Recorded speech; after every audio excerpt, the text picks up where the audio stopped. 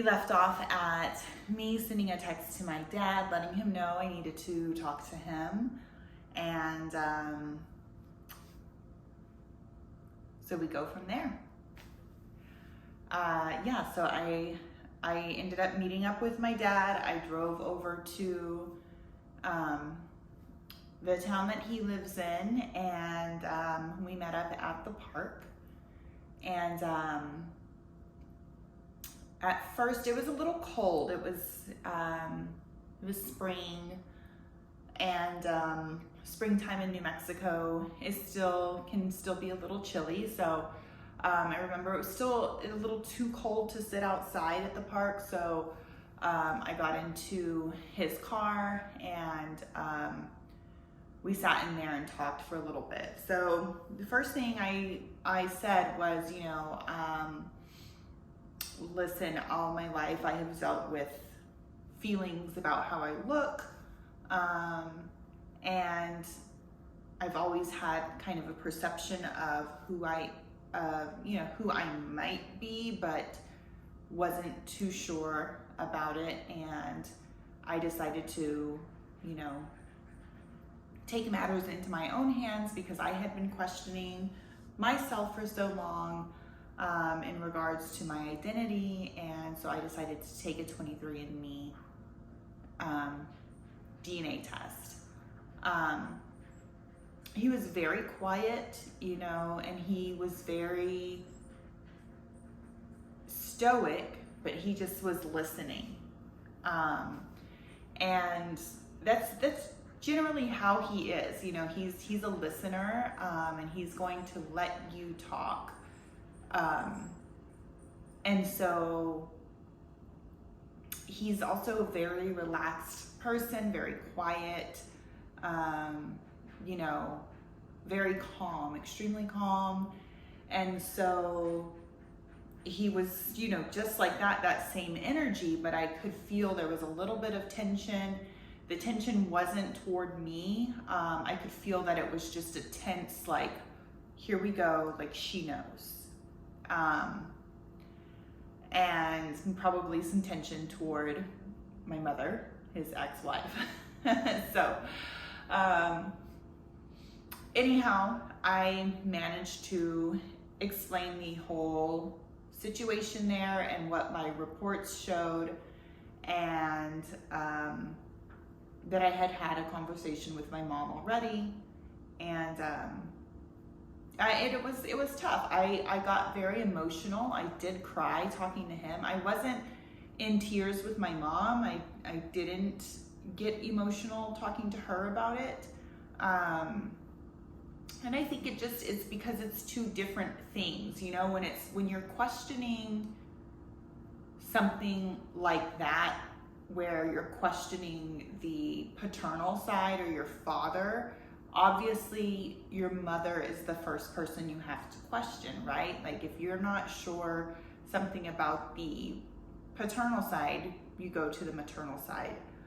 And obviously it was just a conversation where, growing up, my mom and I just we tried to have a close relationship, and we didn't have as close of a relationship as I think both of us would have liked to.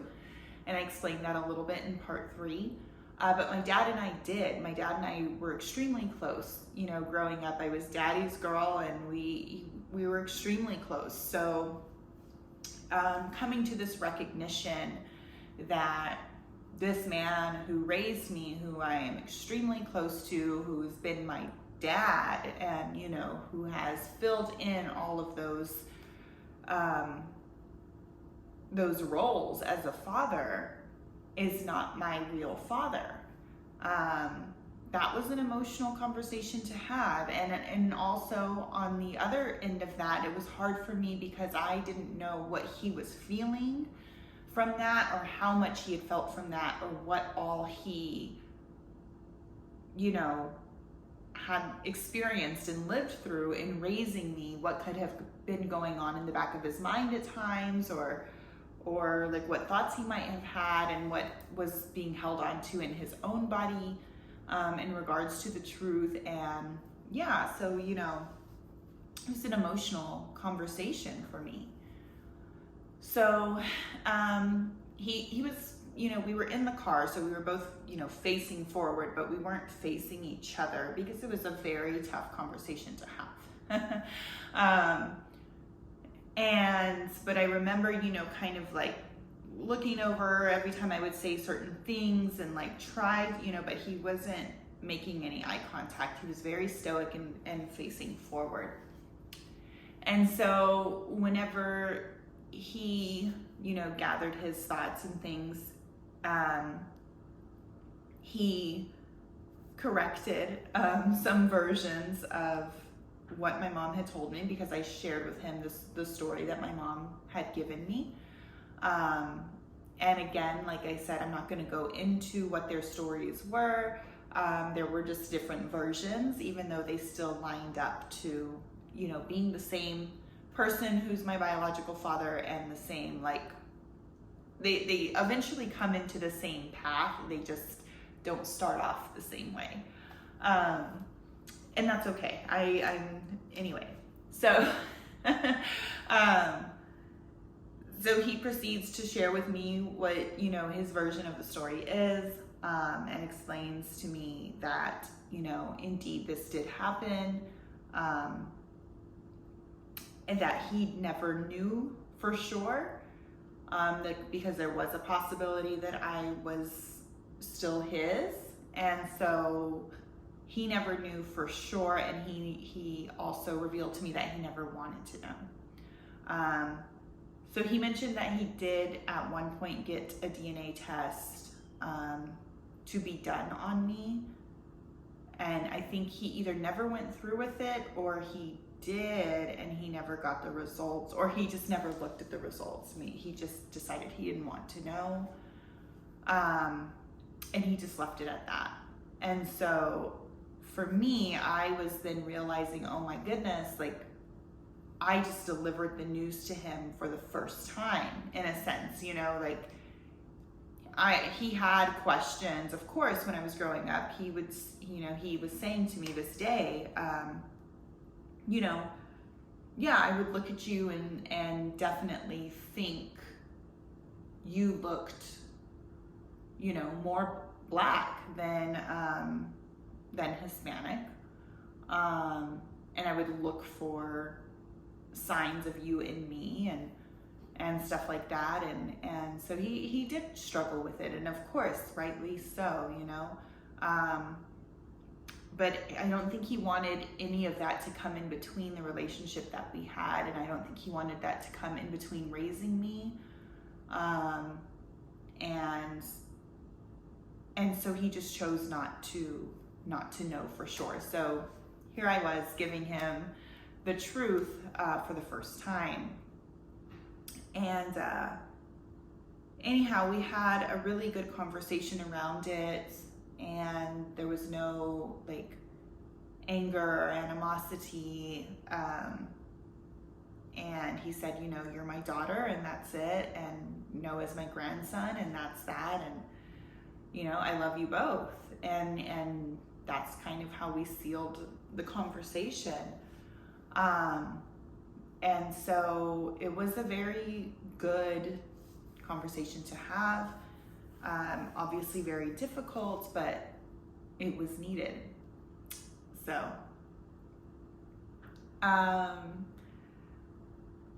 when I told my brother, now I'm sure I said it in some videos back, I do have a brother. My brother is my mom and my dad's son biologically, so together. So he and I, this would make us half brother and sister, which makes sense now too, because we look absolutely nothing alike. And of course we're not like, oh, that's now like he's my half brother, like I was raised with him, like we don't see each other that way, of course. But anyhow, so I called my brother, and you know, I said, hey, you know, you're not gonna believe this. And I didn't know if he knew or if he had any inkling or any idea. And I think I had asked my parents, each of them, whenever, I confronted them, and they said that Jason didn't know, that my brother didn't know. So I was like, well, I'm going to tell him, And so yeah, I called him, and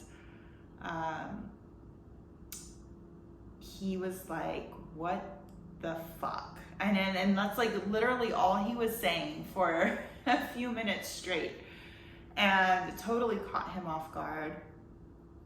And for him, it just was like, yeah, I looked different, but he was also conditioned, so I was conditioned to believe that I was somebody that I was not. And so when you're raised in a household where it's like, well, she was conditioned, we're both being conditioned to believe that, And so in his mind, I'm just like, oh, I just get my curly hair from that aunt of ours, and like my features, who knows, like genes are weird. And so for him, I keep saying I think, but in his words, it was just, you're my little sister. I didn't see you as there was a possibility of us not having the same, DNA in some instance. And so, so he was shocked. He was completely shocked. He knew nothing about this. And so I told him the whole story. I told him what our mom's version of the story was. I told him what our dad's version of the story was. And, he just, what the fuck, over and over. But he had my back, like, completely. I mean, in a way that I had never seen before. Like, he really went into big brother protective mode. And he let my parents have it. But I think he felt betrayed as well. I think he felt like a piece of him was lied to as well. Which it was in a sense, but he felt like it was unfair to me. He felt that way. He felt really, really protective of me and upset for me. And then he also just, in general, just felt a betrayal of sorts.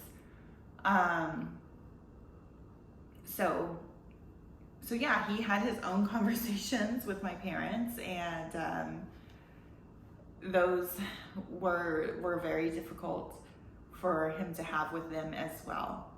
But he did say that he could remember when he was about 4 years old that they had gotten into a huge argument, my mom and dad, and that he had never ever seen them fight like that, and he had never seen my dad so mad. And like I said earlier, my dad is very calm. He's extremely calm. He's very just like relaxed.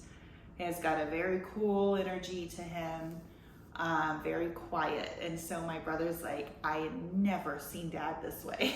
And he said that there was a huge fight, and then my mom took him out of the house and took him to Tasty Freeze, my brother.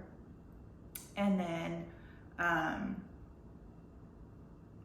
very soon after that, it was revealed to my brother that my mom was pregnant with me. So he's like, oh my gosh, it all makes sense. That was the fight. Like, so very interesting for that to add up for him, very interesting for me to hear too, because it's like, I am the product of this argument. But, so we as a family have had to do a lot of work to heal from all of this. Definitely in ways it's liberating for everybody, the truth sets you free. But it's definitely been a process because we're relearning things. We are gaining trust in different ways, and doing this in a way that is, I guess, I would say unconventional, but like most families these days are not, like, whatever conventional even means in 2023. But, you know, my parents don't talk. My mom and dad have been divorced since I was 18 years old. So my senior year, they got a divorce. And they haven't spoken since. They haven't seen each other, or they haven't spoken to one another since. So my brother and I have always kind of just been in the middle of this. By the time they divorced, we were both adults. I guess legally I was an adult, but so we've always kind of just been in the middle of their stuff, or like if we do family things together, it's, you know, my brother and I and my dad and my dad's wife, my brother's family, Noah, you know, or on the other side, if it's with my mom's side of the family, then it's, you know, my brother, his family, Noah, my mom, her husband, my mom's side of the family. So,